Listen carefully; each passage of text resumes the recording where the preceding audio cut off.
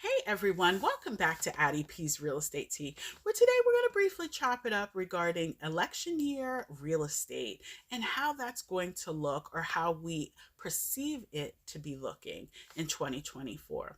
All right, now before I get into the video, as I always so graciously ask and you also graciously oblige, please hit the thumbs up button if you like what you hear in the video.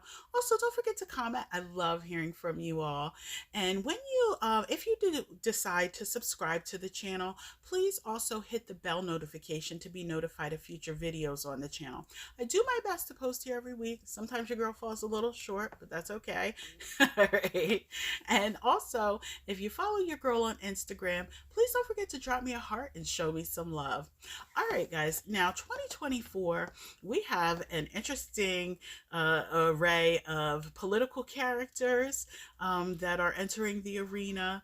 I love to sit back and just kind of watch. I don't know if it's actually US politics or is a reality show sometime, but either way, it's interesting to say the least. And there's always opportunity, even though it may not look like it. And sometimes you sit back and you kind of get that side eye going at some of these folks. There's always opportunity out there. So keep that in mind. We're not fear porn addicts over here. We are optimists and we believe that there's always an opportunity around the corner for us, no matter what. So there's hope for us. All right. Now, I recently read this article out of Forbes magazine, and some of the talking points, excuse me, not all, some of them, but all the talking points in this video today are coming via this article. And basically, they made predictions of what they feel we will see in 2024 during this election year. Now, typically in election years, we do see, slow but steady increase in pricing and so forth. But that's something that we've been seeing, with the exception here in the Lehigh Valley last month in January, which I think was more of a seasonal thing. We typically have been seeing over the past how many years now continued housing price growth. And what they're saying here is that they don't see anything different with that. Now, the first talking point is decreasing interest rates will help drive buyers back to the market. That I definitely can agree with, and I can see that already happening, especially now that we are soon going to be upon the spring market, but interest rates have dipped down some, enough to make housing affordable to some folks again. So I definitely do see that buyers will be entering back into the market in full force and looking for those houses. Now that ties into point number 2 of this article, prediction, I should say, where they're saying that we'll see a slight uptick in inventory, but not enough to supply the buyer demand that's here.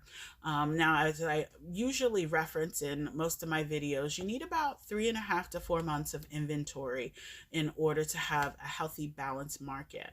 Now, in this article, in this second prediction talking point here, with the inventory uptick, what they're saying is that with the interest rates coming down slightly, that's going to make it comfortable for sellers to say, okay, well, I can give up this cushiony interest rate and not have to get into a tremendously high one. And I could go into another lower interest rate, again, with interest rates, kind of ticking downward, and make it more comfortable for someone to list. And so that's another one. Number 3 prediction, or the third prediction, not number 3 prediction, is that the demographics continue to change as Americans make big moves. So basically what they're saying is during the pandemic, Americans made, long distance moves, even the type of home that some Americans purchased. A lot of folks are continuing to in groves work from home. It's a lot more convenient. Some companies are ditching the office or going to a strictly hybrid type environment. So those office spaces aren't really, a big deal anymore in some sectors. So that's dictating how and what type of homes Americans buy. And during this election year, I foresee that not being any different. So definitely agree with that talking point of the article. Election year for number 4 may shift how people move, but it won't impact whether they move.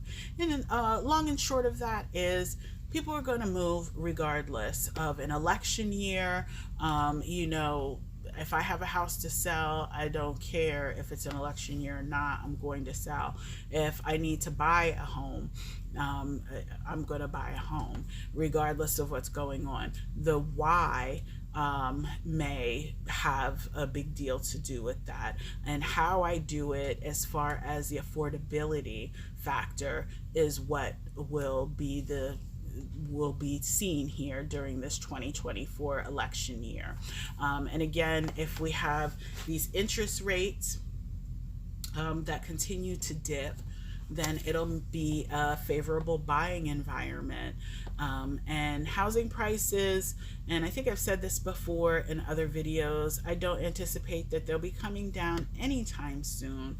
I think that housing prices will continue to ascend and continue to rise well into 2025, unless number 5 happens, which is expect a curveball. And as we know in real estate, us real estate agents in particular, in more recent times, we have been thrown quite a few curveballs. And even during our day-to-day practices and transactions, we're thrown curveballs. So expect curveballs. Anybody who tells you, yes, this is a definite, this is what's going to happen with the real estate market, they are feeding you a line of you know what. None of us know what exactly is going to happen. All we can do is look at trending things.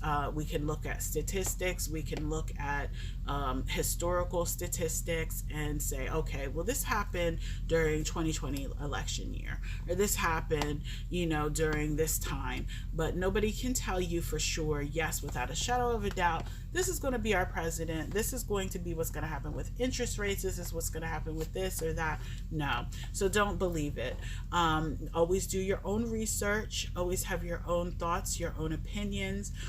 As for me, after reading this article, it pretty much is showcasing what we have been seeing in the past 4 years, post-pandemic, or during the pandemic and post-pandemic, and what we can continue to expect. Which again, Fed made an announcement late last year that they anticipated rate cuts over 2024. I think that that's going to still continue to happen. But again, we have to see. You never know what they have in store for us. Number 2, buyers will be entering into the market because of that, or back into the market, I should say. I agree with that. Buyers will definitely be able to come back in, but not as many. Housing affordability still continues to be an issue. And I anticipate that that will continue well into the rest of this year and into 2025, that housing affordability is not going to cool. All right. And inventory, I believe, will still be at a low. Although the interest rate forum is very favorable as far as reductions and so forth, I still think that inventory will be tight, because we have sellers who have decided to maybe age out in their homes and not go anywhere. I know in particular my mom, she's a homeowner, and her age group. She is, I think, what, 71? I think she is 71.